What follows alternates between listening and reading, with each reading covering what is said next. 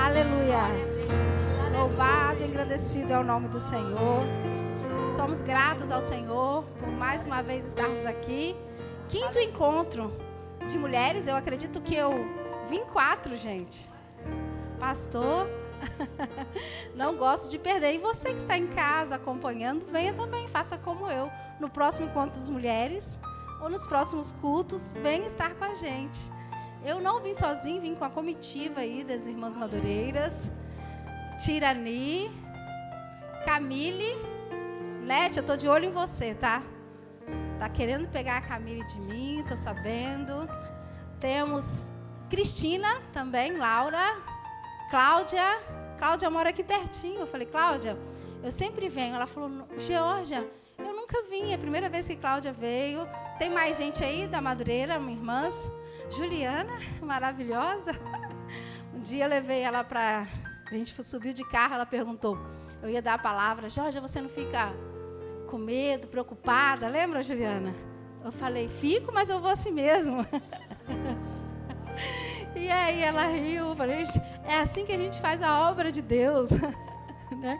E louvo a Deus pela vida de vocês. São uma família mesmo, espiritual. Deus sabe o quanto eu amo esta casa, os irmãos.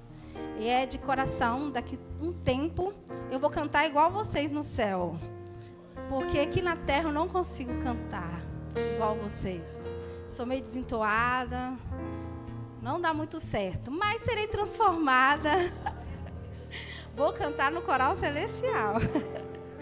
Amém? Vamos ler a palavra de Deus, aproveitar que vocês estão em pé. Eu quero ler com vocês algo que Deus colocou no meu coração. E a meditação sobre uma personagem bíblica que tem falado muito ao meu coração já por diversas vezes. Eu tenho lido, estudado, e cada vez que a gente lê, as Escrituras, ela é poderosa. Ela tem algo novo, ela se renova. E o Senhor abre os nossos olhos para vermos algo que ainda não tínhamos visto. A palavra de Deus, ela é assim. Ela é gloriosa. E eu quero ler com os irmãos, livro de Atos, capítulo 16. Nós leremos de 11 a 15. Atos 16, 11 a 15. Esse texto fala sobre a segunda viagem missionária do apóstolo Paulo, juntamente com os seus companheiros de viagem. E nós leremos Atos 16, nós leremos de 11 a 15. Amém?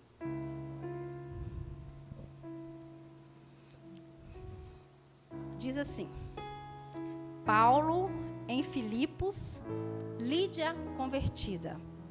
É o assunto do texto que nós leremos. Tendo, pois, navegado de Troade, seguimos em direitura a Samotrácia. No dia seguinte, a Neápolis. E dali a Filipos, a cidade da Macedônia, primeira do distrito e colônia. Nesta cidade permanecemos alguns dias. No sábado, saímos da cidade para junto do rio, onde nos pareceu haver um lugar de oração. E assentando-nos, falamos às mulheres que para ali tinham concorrido. Certa mulher, chamada Lídia, da cidade de Tiatira, vendedora de púrpura, temente a Deus, nos escutava. E o Senhor lhe abriu o coração para atender às coisas que Paulo dizia. Depois de ser batizada, ela e toda a sua casa nos rogou, dizendo: se julgais que eu sou fiel ao Senhor, entrai em minha casa e aí ficai. E nos constrangeu a isso. Amém. Pai, muito obrigado, Senhor, pela tua palavra. Ela é viva, eficaz, penetrante. Senhor, que o Senhor venha falar conosco nesta noite. Que o Senhor venha nos constrangermos, Pai, a sermos como Lídia. A sermos essa semente, esse pequeno começo que o Senhor fez, Pai, e se transformou, Pai, em tudo aquilo que nós vemos até no dia de hoje. Muito obrigado por cada vida que está aqui, cada família. Deus, que o Senhor possa falar e os nossos corações arder, como aqueles discípulos no caminho de Emaús. É só a sua palavra que tem esse efeito. Deus, em nome de Jesus, nós oramos e entregamos tudo a Ti, Pai, porque tudo é para Ti, em nome de Jesus. Amém, amém. Podemos assentar? Amém. Esse texto fala sobre a segunda viagem missionária do apóstolo Paulo. E Lucas, né, no seu livro, livro de Atos, é esse livro que conta o início da igreja primitiva e os acontecimentos. O livro de Atos fala do poder do Espírito Santo, a igreja conduzida por esse Espírito, a expansão do Evangelho e a presença do Senhor conduzindo a sua igreja em tudo que a igreja vai fazer. E estava fazendo. E a história dessa personagem que nós vamos falar hoje, a história de Lídia, fala sobre isso, o poder dos pequenos começos. E eu trouxe algumas imagens que eu mandei para o Guilherme no final do segundo tempo, não, na prorrogação. E ele deu um jeito. E eu trouxe essa imagem, ali uma garagem. Os irmãos não devem conhecer essa casa, né?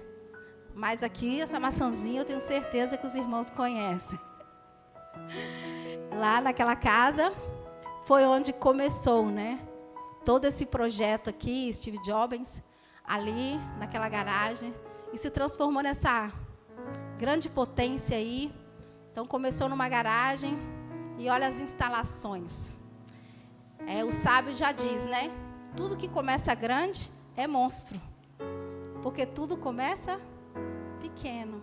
Até o próprio Jesus, quando ele veio ao mundo, ele se fez uma semente no útero de uma mulher. E aqui é um exemplo disso nos nossos dias atuais. Aí eu tenho uma outra imagem que eu trouxe. Gente, olha onde começou o projeto do Walt Disney, né? Em uma garagem. E quando eu estudava sobre isso, eu falava, talvez está me faltando uma garagem dessa lá na minha casa. Então, todo o projeto da Walt Disney, né, que a gente vê hoje, esse parque, né, tão conhecido por muitos, começou em uma garagem. E eu tenho uma terceira imagem. A imagem ali de um camelô vendendo, né, alguma coisa ali na rua. E essa outra imagem, será de quem que eu estou falando? Escutei. Silvio Santos. Nós perdemos ele, né, no ano passado, mas ele tem uma história lindíssima, né, de grande sucesso e superação. E aqui são uma das imagens, né, do estúdio do SBT. Porque há poder nos pequenos começos. E foi isso que aconteceu nessa história que nós iremos meditar nesta noite. Quando nós lemos o texto bíblico e nós estudamos, né, a história desta viagem, nós descobrimos que não era projeto do apóstolo Paulo, juntamente com os demais apóstolos, ir para Troade. Nós vemos que no capítulo 16 e o versículo 6 a 9, nós vemos que o projeto de Paulo era que ele fosse pregar na Ásia. Ele fosse em outra direção. E por 2 vezes, o Espírito Santo de Deus impediu que Paulo fosse pregar nas cidades que ele queria. Parecia que estava certo, né? Ele iria pregar o Evangelho. Ele iria fazer a obra de Deus. Mas a obra de Deus deve ser feita debaixo da orientação do Espírito Santo. E quando nós lemos os versículos anteriores, nós descobrimos que Paulo diz assim, versículo 6 do capítulo 16: e percorrendo a região frígio-gálata, tendo sido impedidos pelo Espírito Santo de pregar a palavra na Ásia. O Espírito Santo impediu que aqueles seguissem aquela rota. E logo mais tarde, diz as Escrituras no versículo 7, defrontando Mísia, tentavam ir para a Bitínia, mas o Espírito Santo, o Espírito de Jesus também não o permitiu. Por quê, amados? Porque Deus tem uma rota. E é Ele quem define o caminho da sua igreja.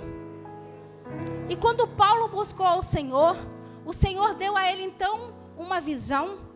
E essa visão consistia em um varão vestido de macedônio que estava em pé, no versículo 9.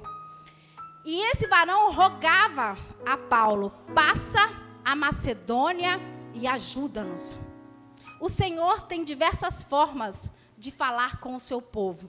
O Senhor fala através da igreja, do Espírito Santo, da palavra, das circunstâncias. Mas uma coisa é fato: o nosso Deus jamais deixa de falar com o seu povo. Se o povo de Deus buscar ao Senhor, ele sempre tem a direção, ele sempre tem o caminho certo. E a Bíblia diz que quando Paulo teve a visão daquele jovem macedônio, e aquele jovem macedônio falando para ele: passa a Macedônia e nos ajuda, a Bíblia diz que Paulo tomou uma decisão diante daquela visão. E nós lemos a decisão no versículo 10 do capítulo 16 que nós lemos. A Bíblia diz que assim que teve a visão, fala comigo, imediatamente procuramos partir para aquele destino, concluído que Deus nos havia chamado para lhes anunciar o Evangelho. Esse fato, irmãos, revela para mim e para você que não somente é importante ouvir a direção do Espírito Santo, mas também sabermos que nós precisamos fazer algo a respeito daquilo que nós ouvimos. Quantas vezes nós queremos que o Senhor nos fale? Mas há uma pergunta a respeito disso. Por que nós queremos que Deus nos fale? A Bíblia diz que assim que Paulo ouviu aquela palavra, ele imediatamente ouviu e entendeu a direção do Espírito Santo e obedeceu. Ouvir a Deus, amados, é essencial, mas obedecê-lo é crucial. E foi isso que Paulo fez. Será que nós estamos dispostos a mudarmos os nossos planos se for preciso? Os apóstolos desejavam levar a mensagem de Cristo na Ásia, mas daquela não era a direção do Espírito Santo para aquele tempo, porque é o Espírito Santo de Deus quem conduz a sua igreja. Nós precisamos entender que Deus fará por nosso intermédio muito mais em poucos dias ou semanas do que eu e você seríamos capazes de fazer por nós mesmos durante anos de trabalho. Vale a pena esperar a direção de Deus. Vale a pena de esperar a direção de Deus. Nós dependemos totalmente do Pai, não só para conhecer a vontade dEle, mas também a fim de ter a habilidade de realizar aquilo que Ele deseja para a sua igreja. No primeiro capítulo de Atos, nós recebemos a promessa do Espírito Santo. No segundo capítulo de Atos, nós entendemos ali que o povo que estava reunido, ele recebeu aquela promessa. E a palavra de Deus diz que o Espírito Santo, ele estaria conosco todos os dias, até a consumação dos séculos. O fato é que nós temos a presença do Espírito Santo de Deus. E Ele é suficientemente capaz de conduzir a sua igreja à sua vontade.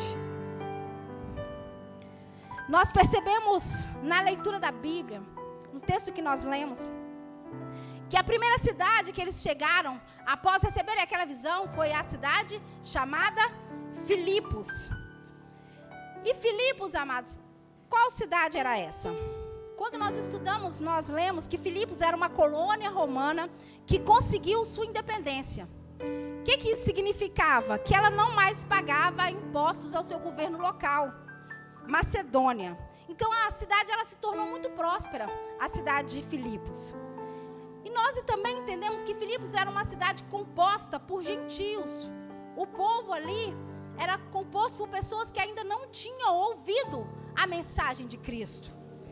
E quando nós lemos Filipos, nós como igreja entendemos que foi em Filipos que houve um dos milagres mais surpreendentes da igreja primitiva.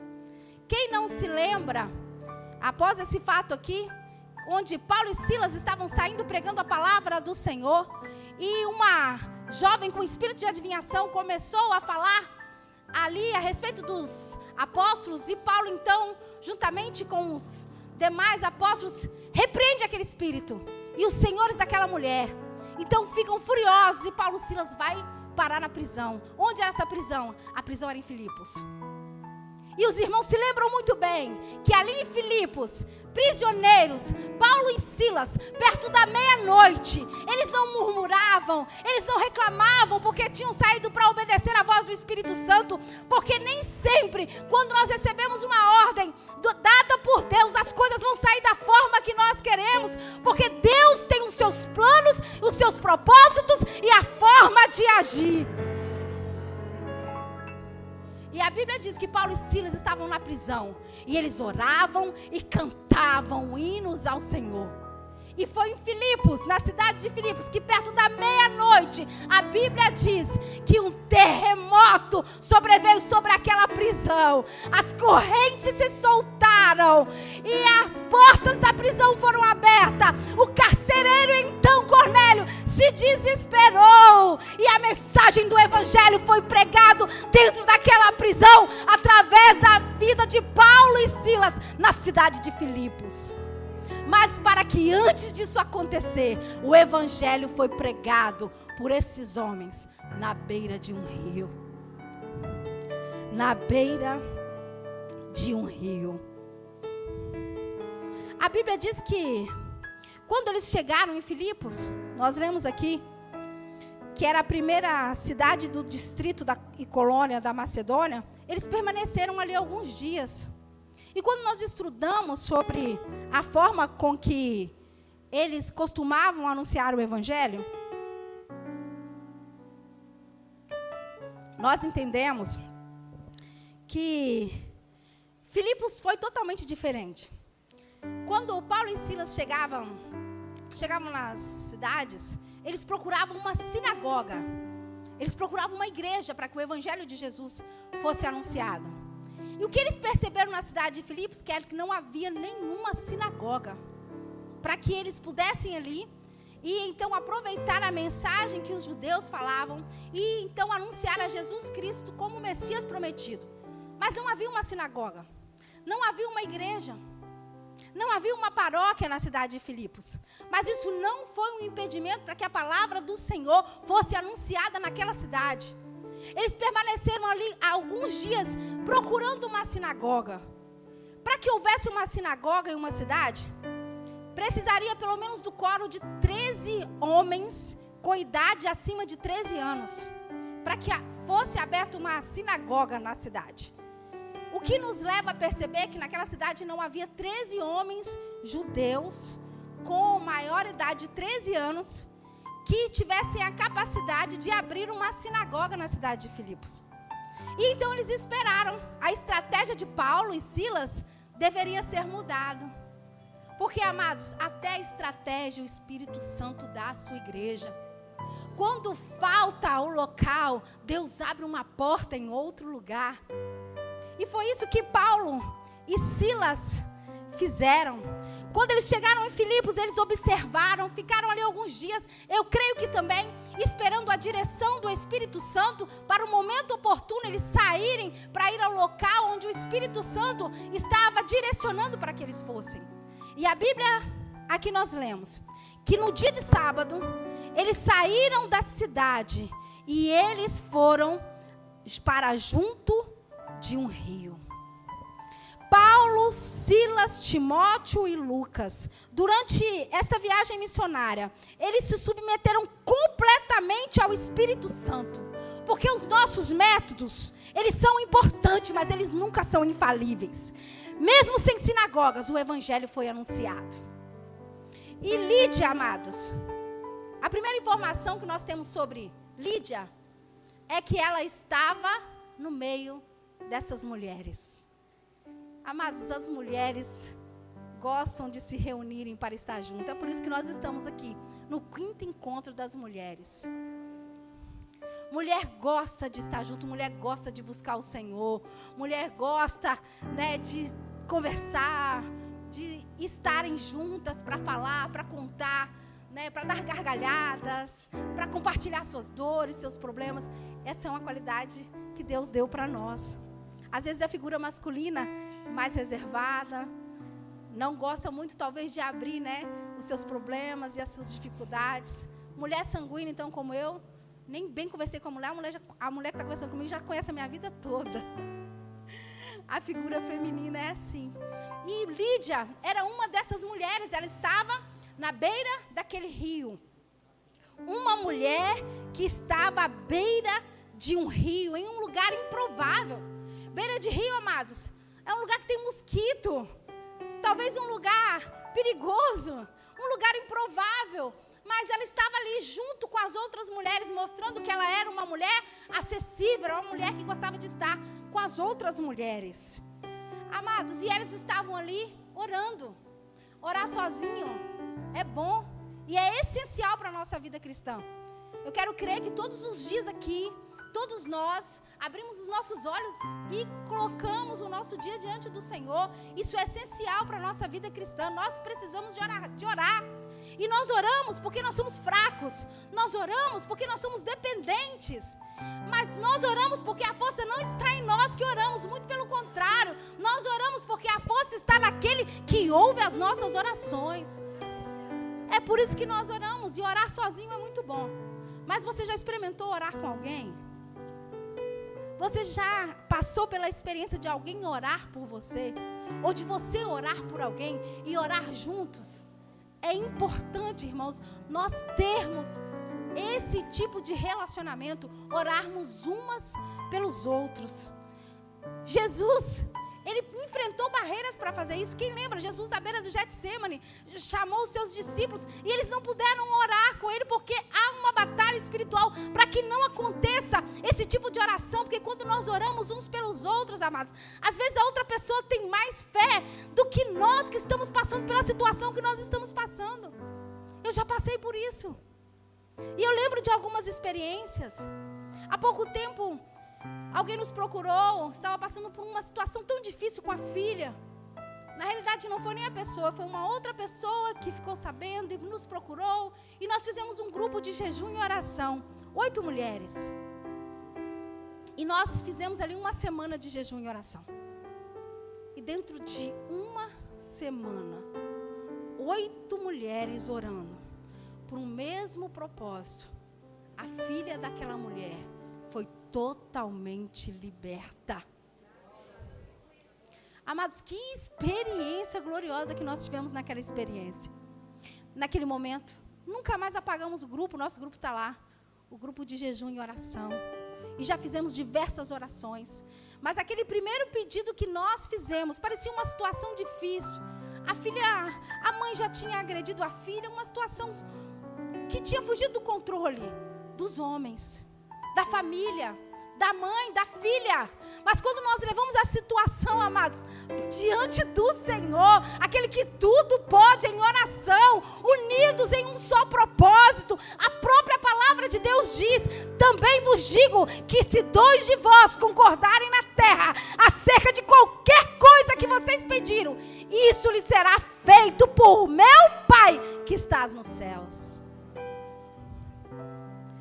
outro tempo, uma pessoa me procurou.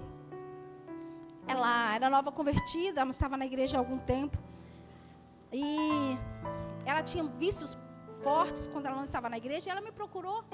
Ela viu em mim alguém em quem confiar. E ela falou, eu preciso que você ore por mim, mas eu não posso nem contar isso para alguém. Eu estou querendo voltar a fumar. E eu falei, irmã, eu estou aqui para te ajudar em oração. E nós comecei a orar por ela. E nós oramos aquela semana, oramos alguns dias. E depois, dentro de um mês, ela voltou. Ela falou, Jorge, não precisa orar mais por mim. Eu não sinto mais essa vontade. Amados, nós somos rodeados o tempo todo por situações, por tentações. Aquela mulher não estava em pecado, ela estava sofrendo um ataque do inferno contra ela. E nós somos, sim, a igreja do Senhor, um povo unido. Há um pensamento que diz que um floco de gelo não pode fazer nada, mas quando eles caem unidos, ele para o trânsito. É assim que a igreja funciona. E eu lembro que houve um tempo que eu passei por alguns processos de luto na minha casa. E o luto, amados, é uma dor profunda. Quem já passou, eu costumo dizer que para mim é uma dor que a gente não consegue expressar com palavras. Eu lembro que eu sofri muito naquela época. Eu ainda não tinha os gêmeos, meus filhos. E uma pessoa me procurou e ela falou, vou lá na sua casa e eu vou orar com você. E eu achei aquilo tão diferente. Aí ela falou, que horas você está em casa? Que horas você chega da loja? Eu falei, lá pelas 2 horas eu estou em casa já. E aí ela foi. Quando eu cheguei na minha casa, ela já estava lá me esperando. Eu tinha chegado um pouco atrasada. E aí eu entrei para casa, fomos para o meu quarto. E aí ela pegou e falou, o que você quer do Senhor? Irmãos, eu estava numa tristeza tão profunda. Eu falei com ela, eu não quero nada, eu só quero voltar a ser feliz de novo. Eu estou triste, angustiada, é muita dor dentro do meu coração, saudades das pessoas que eu perdi. Aí ela falou, mais alguma coisa? Eu falei, não, só isto. E eu lembro, irmãos, eu posso falar com vocês que eu ajoelhei. Aquela irmã orou comigo, ela chorou comigo, ela me abraçou. E aquela pessoa que se ajoelhou era uma pessoa. E aquela pessoa que levantou daquela oração era outra pessoa. Porque há poder quando a igreja ora junto. Ora junto, em um só propósito. Talvez você está passando por situações que você pode compartilhar. Não tenha medo, irmãos. Busque por ajuda. Grite por socorro. A igreja do Senhor está aqui para isso. Para orarmos uns pelos outros. Porque hoje é você, amanhã sou eu. Nós precisamos uns dos outros. É por isso que o Senhor nos chamou de corpo. O corpo de Cristo. Essas mulheres estavam unidas em oração. Unidas em oração. Lídia, amados, a Bíblia diz que ela era comerciante. Ela era da cidade de Tiatira. Ela era vendedora de púrpura. Era uma mulher bem de uma condição social daquela cidade. Vender púrpura naquela época era vender algo caríssimo. Porque a púrpura era um tipo de tinta que pintava as roupas das pessoas. Não era como a gente tem hoje, diversas cores. Era algo trabalhoso, extrair uma cor. E a cor púrpura era algo que era só usado pela realeza, pelos sacerdotes, por imperadores. Então, com certeza, aquela mulher era alguém da alta sociedade. E às vezes nós pensamos que alguém que tem, né, a posição social em uma conta bancária como a conta de Lídia, que com certeza era alta, porque ela transitava aí por essa alta sociedade. Reis, príncipes, sacerdotes, pessoas importantes daquela época, aquela classe alta. Às vezes nós pensamos, essa pessoa não precisa de nada. Porque nós baseamos o quê? Nós acreditamos que quando uma pessoa tem uma situação social, financeira estável, alguém que tem um status, posição, a gente pensa que essa pessoa tem tudo. Mas nós estamos enganados quando a pessoa não tem paz no seu coração. Lhe falta tudo, mesmo possuindo todas as coisas nesse mundo. Nós lembramos de Zaqueu, um cobrador de impostos, que tinha tudo, mas lhe faltava tudo que era Deus. E nós vemos quando ele encontrou a paz que só Cristo tinha para a sua vida, ele disse o quê? O que eu tenho, que se eu defraudei alguém, eu vou restituir 4 vezes. O que falar de Mateus, cobrador de impostos? Ele viu Jesus passar, alguém que tinha uma posição de Mateus. E aí quando ele olhou para Jesus, ele deixou a coletoria toda para trás, tudo que ele possuía, e se transformou em um discípulo de Cristo. E nós temos o Evangelho com o nome de Mateus. É isso, amados. Lídia era alguém que tinha uma posição social, mas era alguém que tinha provavelmente uma conta bancária invejada por muitos de nós aqui, mas era alguém que buscava, ela tinha sede de Deus. E ela saiu da sua zona de conforto e foi para a beira de um rio. E lá naquela beira de rio, ela escutou o verdadeiro Evangelho. O texto bíblico diz que Lídia era temente a Deus. Nós precisamos entendermos isso, porque o Evangelho de Cristo ainda não havia sido pregado naquela região. O que significava dizer? Significava dizer que, embora ela não tivesse ouvido a mensagem do Evangelho, ela era alguém que tinha respeito pela doutrina dos judeus. Mas lhe faltava algo. Eu amo esse Deus, amados. Assim como Ele fez com tantos outros, é Ele que toma a iniciativa. É Ele que vai ao encontro. É Ele que busca.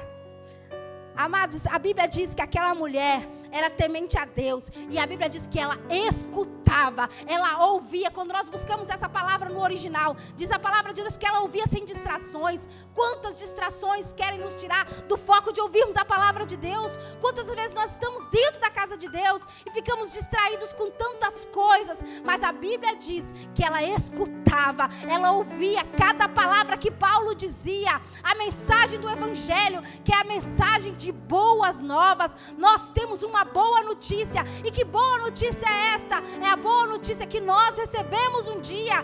Qual foi a mensagem que Paulo e Silas e os demais irmãos pregaram a Lídia na beira daquele rio? É a mesma que eu e você ouvimos um dia. Não há mensagem mais gloriosa, nem poderosa, nem mais importante, nem mais necessária e nem mais urgente do que a mensagem do Evangelho de Cristo. É esta mensagem. Sabe qual foi a mensagem que Lídia ouviu na beira daquele rio? Naquele dia, ela ouviu o seguinte: que Deus amou o mundo de tal maneira que deu o seu único filho para morrer por nós na cruz do Calvário, para perdoar os nossos pecados. Você sabe qual foi a mensagem que Lídia ouviu na beira daquele rio? Ela ouviu que não há mais condenação para os que estão em Cristo Jesus. Ela ouviu que mesmo que os pecados forem vermelhos como o carmesim e negros como a escarlata, a partir do momento em que nós fizermos uma aliança com Cristo, eles se tornarão brancos como a lã e brancos como a neve. Foi esta mensagem. Ela ouviu: se você confessar com a tua boca que Jesus Cristo, Ele é o seu Salvador, e em teu coração você crer, Lídia, que Deus ressuscitou o Cristo dos mortos, você será salva. Isso faz você recordar alguma coisa? Você se lembra do dia que você ouviu essa mensagem pela primeira vez? Você consegue se lembrar da paz do seu coração quando você ouviu essa mensagem? Você consegue descrever com palavras esse momento mais inesquecível e impactante da sua história? Você consegue se lembrar disso? Se você consegue se lembrar, eu tenho certeza que você sabe como Lídia se sentiu na beira daquele rio aquele dia. É desta forma. E nós lemos que Lídia, ela abriu o coração para atender as coisas que Paulo dizia. E a Bíblia diz que ela foi batizada, não somente ela, mas toda a sua casa. Sabe por quê?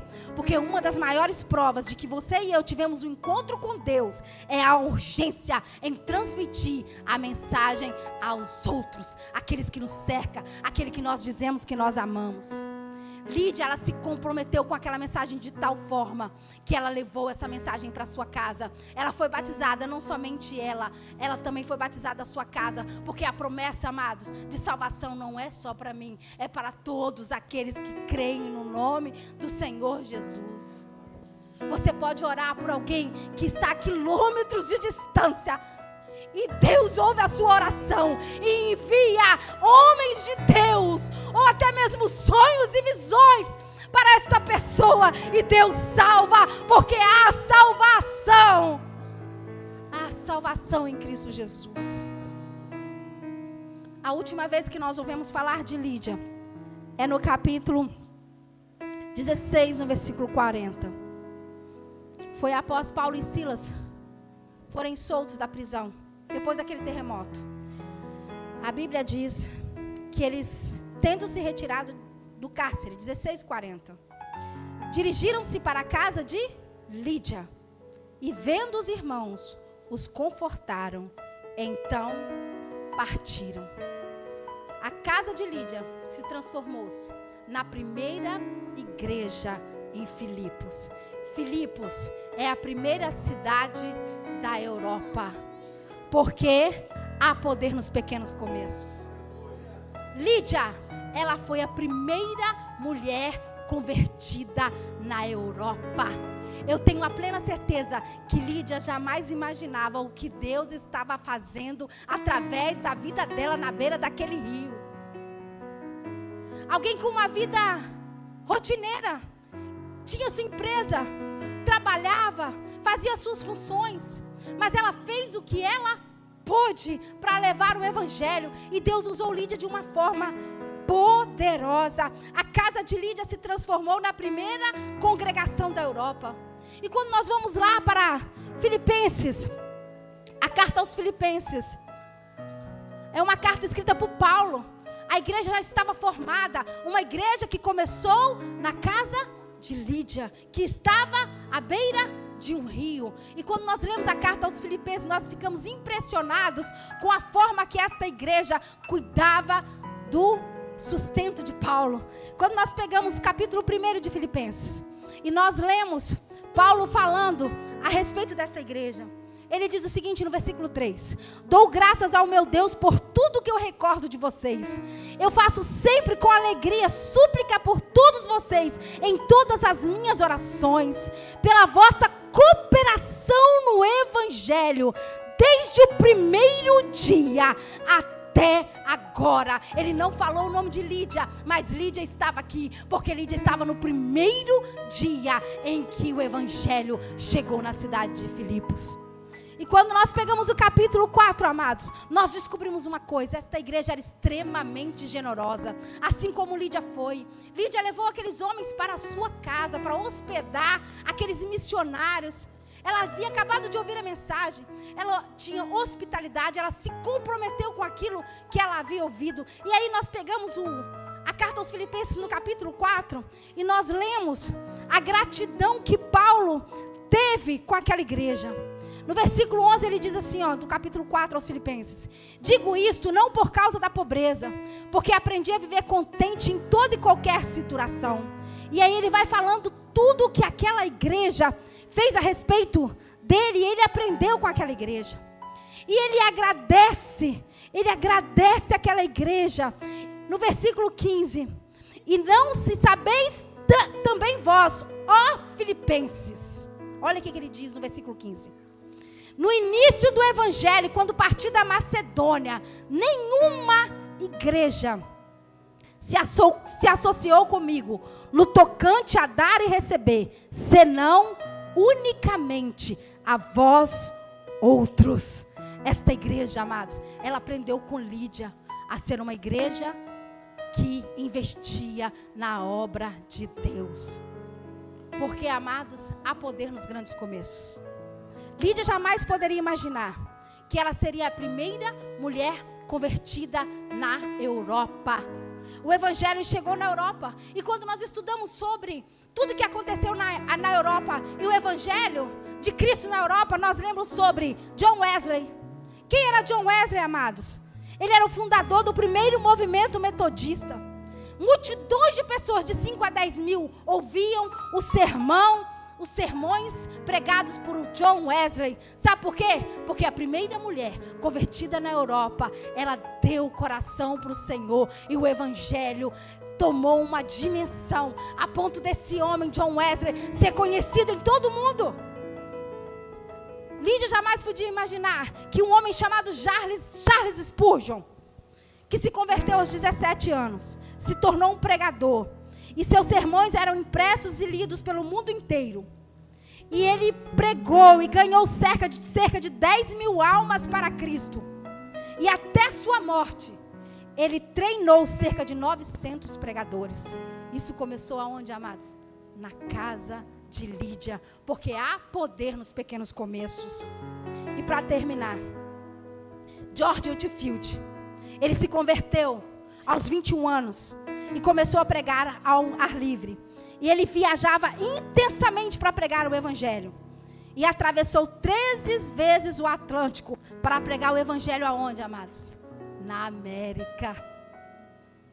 Na América, na nossa nação.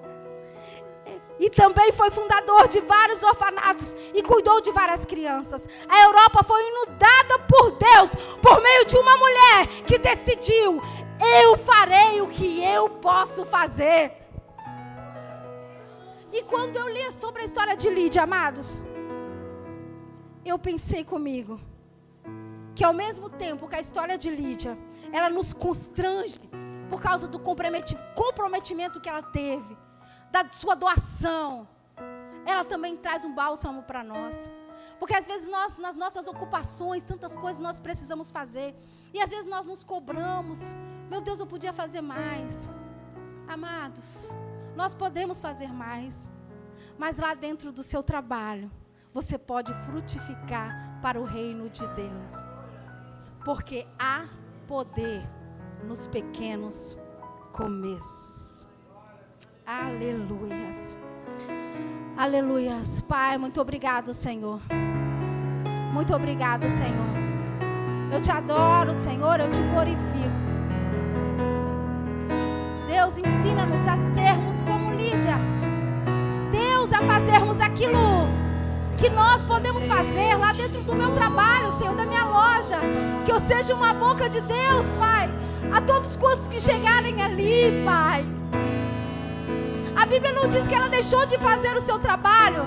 Ela continuou exercendo o seu ofício, mas ela fazia para ti, para a glória do teu nome. Ela se comprometeu, Pai.